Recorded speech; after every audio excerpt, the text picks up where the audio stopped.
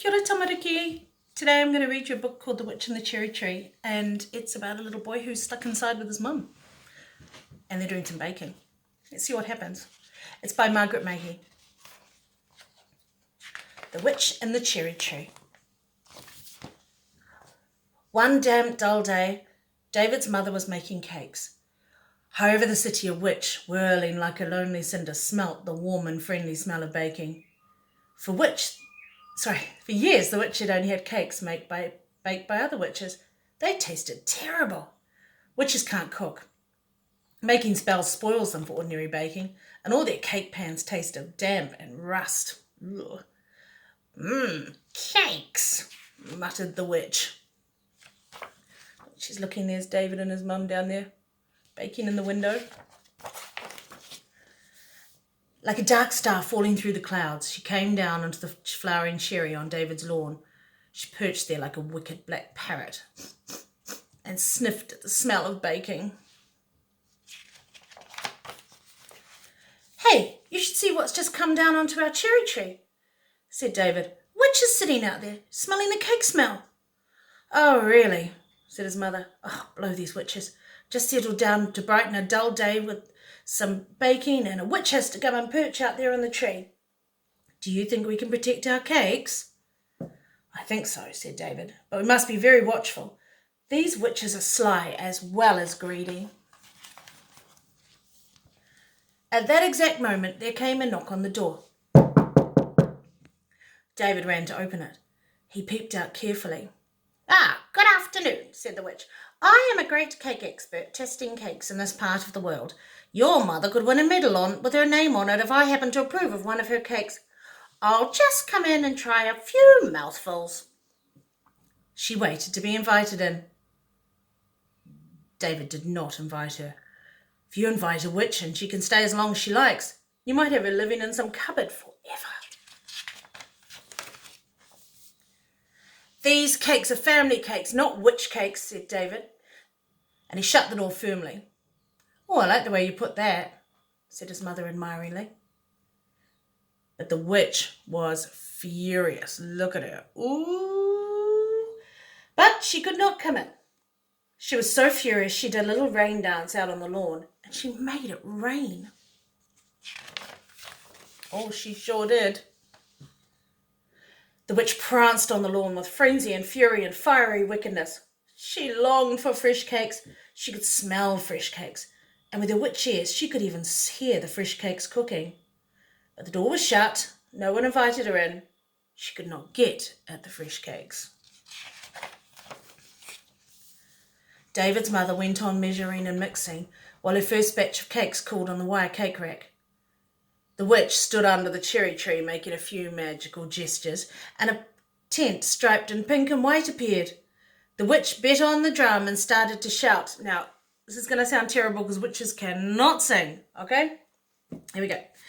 Great cake contest, bring out your new baked cakes and win a magical egg beater. Oof.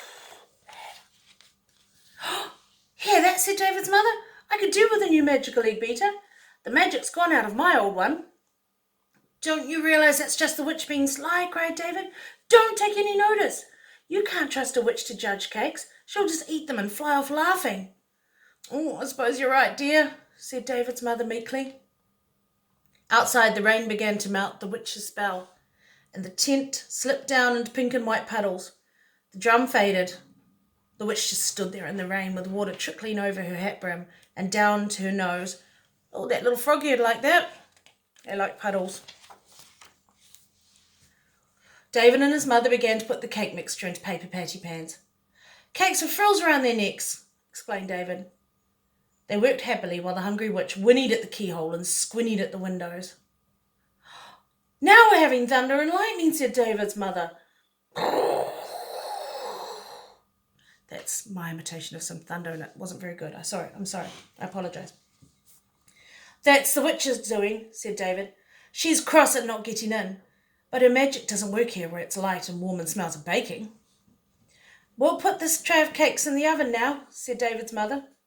Those are mine in this little tray, said David. I'll slide it here at the top. The smell of baking got stronger. warmer and browner. David looked out onto the lawn. A crumpled shape lay out there like a broken black kite. "Oh, the witch has fainted for lack of cakes," he cried. He didn't want to be unkind even to a witch. "Shall I take a cake out to her?" he asked, "just to revive her a bit." "Well, be careful," said his mother. "You know how cunning witches are."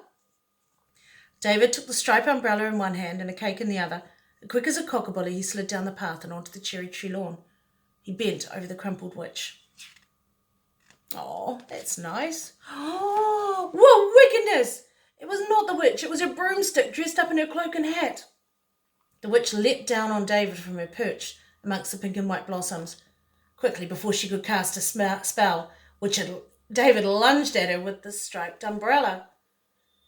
I wonder what spell she would have cast. She might have turned him into a sausage. The witch was not expecting such bravery.